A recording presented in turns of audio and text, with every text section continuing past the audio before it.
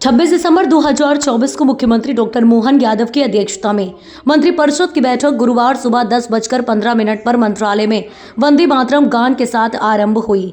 मंत्रिपरिषद में लिए गए महत्वपूर्ण निर्णयों की जानकारी पत्रकारों को कैबिनेट मंत्री कैलाश विजयवर्गीय ने बिंदुवार देते हुए कहा कि आज कैबिनेट में जल संसाधन मंत्री तुलसीराम सिलावट ने मुख्यमंत्री डॉक्टर मोहन यादव का अभिनंदन किया और साथ ही पूरी कैबिनेट ने प्रधानमंत्री मोदी का भी अभिनंदन किया।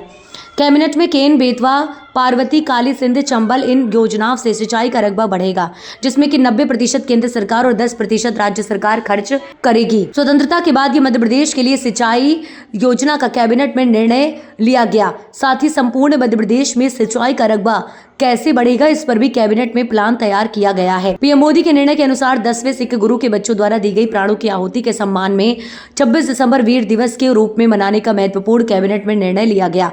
भारत के वीर उधम सिंह को भी श्रद्धांजलि अर्पित की। उन्होंने 17 वर्ष की आयु में इंग्लैंड जाकर जनरल डायर को विदेशी धरती पर मारकर भारत का गौरव बढ़ाया था। जन कल्याण शिविर को लेकर भी महत्वपूर्ण चर्चा हुई, जिसमें कि 70% अधिक जिलों में सफलता अर्जित की गई है। मंत्रिपरिषद में किसानों के पक्ष में धान के लिए बोनस के संबंध में महत्वपूर्ण निर्णय लिया गया। मंत्रिपरिषद के महत्वपूर्ण निर्णयों में सरकार द्वारा आदिवासियों के हित के लिए समेकित योजना तैयार की गई, जिसमें से 55 जिलों में से 52 जिलों में रहने वाले 50% से अधिक आदिवासियों को लाभ देने का निर्णय लिया गया।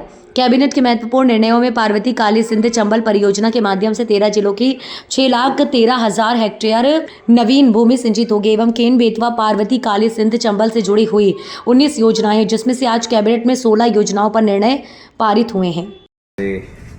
जल संसाधन मंत्री तुलसी सिलावट जी ने मुख्यमंत्री जी का अभिनंदन किया और पूरी कैबिनेट ने प्रधानमंत्री जी का अभिनंदन किया कि एक बहुत बड़ी योजना के माध्यम से मध्य प्रदेश का सिंचाई रकबा बढ़ेगा और केन बेतवा और हमारी पार्वती चंबल काली सिंह योजना, इसमें बहुत बड़ा रकबा बनेगा। और इसमें जिस तरीके से प्रधानमंत्री जी ने सहृदयता दिखाई है कि 90% इसमें केंद्र सरकार का अनुदान है और 10% राज्य सरकारों का, तो ये बहुत बड़ी राज्य सरकारों को एक मदद है। तो मुझे लगता है कि स्वतंत्रता के बाद सबसे बड़ी योजना सिंचाई की आएगी, जिसमें कि किसानों को सर्वाधिक लाभ होगा। उसके साथ ही आज हमने ये भी कहा कि मध्य प्रदेश 100% सिंचित कैसे हो, उसके लिए हम प्लान बनाएं। तो आने वाले 5 साल, 10 साल, 15 साल में किस प्रकार हम पूरे मध्य प्रदेश को सिंचित कर सकें, इसके लिए प्लान बनाने के अधिकारियों को निर्देश दिए हैं। जन्म दिवस के अवसर पर ग्रामीण क्षेत्र में अटल ग्रामीण सेवा सदन ये एक सभी पंचायतों में बनाया जाएगा, जिसमें ग्रामीण क्षेत्र की सभी समस्याओं का निराकरण हो सके और सरकार की सारी योजनाओं का लाभ ग्रामीणों तक पहुंच सके।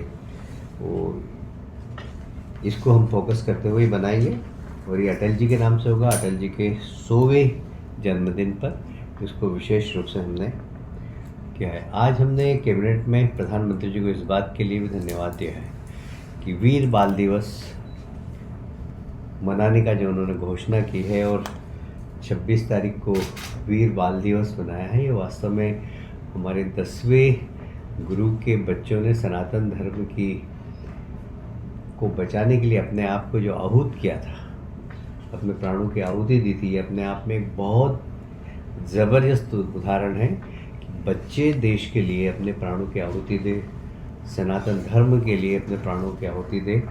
उनको इतिहास के पन्नों में वो सम्मान नहीं मिला था जो मिलना चाहिए था। हमारे देश के यशस्वी प्रधानमंत्री ने उन बालकों को सम्मान देने के लिए 26 तारीख को वीर बाल दिवस मनाने की घोषणा की है और इसलिए प्रधानमंत्री जी को इस बात के लिए धन्यवाद दिया है। जन्म दिवस से उधम सिंह वो नौजवान था जिसने जलियांवाला बाग के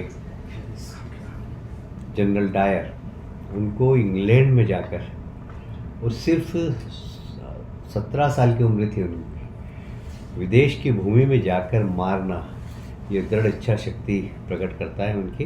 तो इसलिए उधम सिंह को भी आज कैबिनेट ने श्रद्धांजलि अर्पित की है। कल स्वामी का कार्यक्रम है और इस मंथन में हम पूरे ही जितने विभाग हैं उनके वर्तमान की योजना और भविष्य की योजना इसके ऊपर विचार मंथन करेंगे। जल कल्याण शिविर आप सब जानते हैं, अभी हमने सभी जिलों में जल कल्याण शिविर लगाए थे, जिसमें 70% से अधिक जिलों में बहुत सफल जन कल्याण शिविर लगे हैं, जिसमें आयुष्मान कार्ड, खसरा की प्रतिलिपि, कुछ निर्माण के कार्य, कुछ हमारे किसानों की छोटे छोटे पंजीयन के काम, ये सारे कामों का निराकरण इन शिविरों के माध्यम से किया गया। और जैसा कि आज मुख्यमंत्री जी ने अवगत भी कराया कैबिनेट में कि सबसे ज़्यादा फॉर्म उज्जैन में प्राप्त हुए 94,000 इन सब समस्याओं के लिए। बाकी ग्वालियर, सिवनी में 44,000, बालाघाट सभी जिलों में हुए हैं।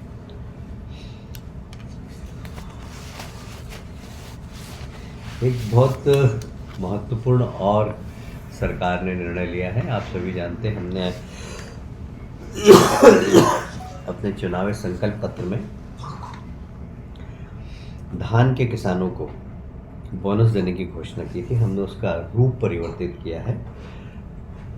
बोनस सिर्फ उन्हीं किसानों को मिल पाता था जो बड़े किसान थे। छोटे किसान भी कैसे लाभान्वित हो, इसको ध्यान में रखते हुए अब हमने सभी धान उत्पादकों को 2,000 रुपये प्रति हेक्टर बोनस देने का निर्णय लिया। ये एक बहुत महत्वपूर्ण निर्णय है, जो इससे 100% धान के उत्पादकों को लाभ मिलेगा और विशेषकर छोटे किसानों को तो बहुत ज़्यादा इसका लाभ मिलेगा।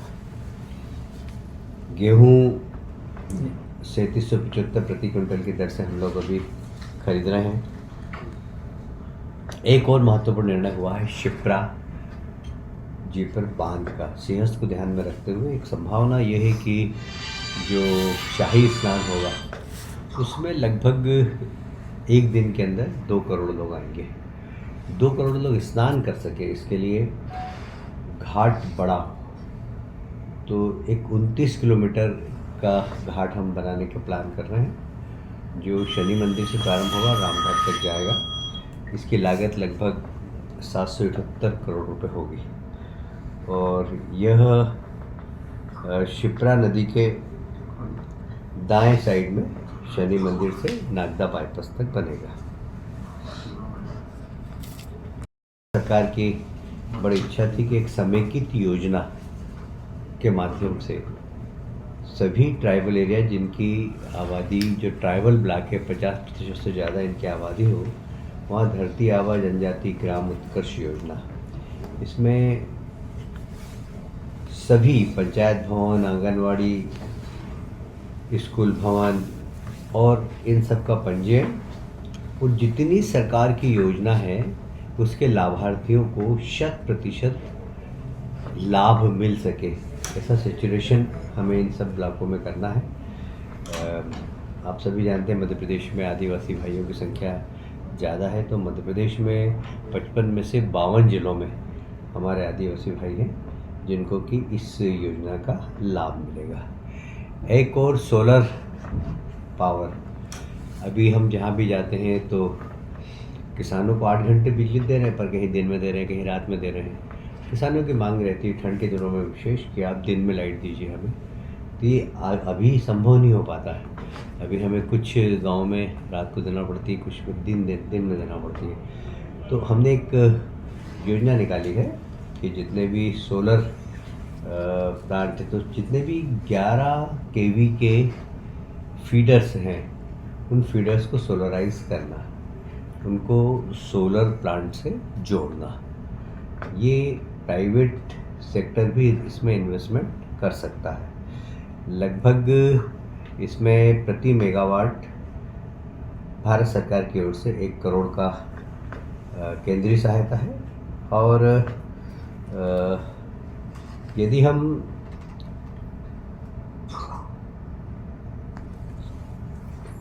प्रति मेगावाट, इसमें 4 करोड़ का खर्चा है, 70% लोन मिल जाता है और इसका लक्ष्य यही है कि किसान भाइयों को दिन में भी हम बिजली दे सकें, पर्याप्त बिजली दे सकें, और एक कार्बन क्रेडिट के लिए हम सब लोग बात करते हैं, उसका लाभ भी हमारे प्रदेश को मिल सके, इसलिए हम इस पे काम कर रहे हैं।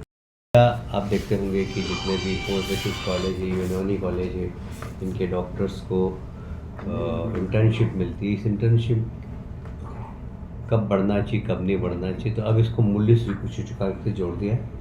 जैसे जैसे महंगाई बढ़ेगी वैसे वैसे उनका इंटर्नशिप का पैसा भी बढ़ता जाएगा। एक और महत्वपूर्ण योजना केंद्र सरकार की है कि जन्म मृत्यु रजिस्ट्रेशन, उनके प्रमाण पत्र जल्दी मिले, सरल प्रक्रिया से मिले।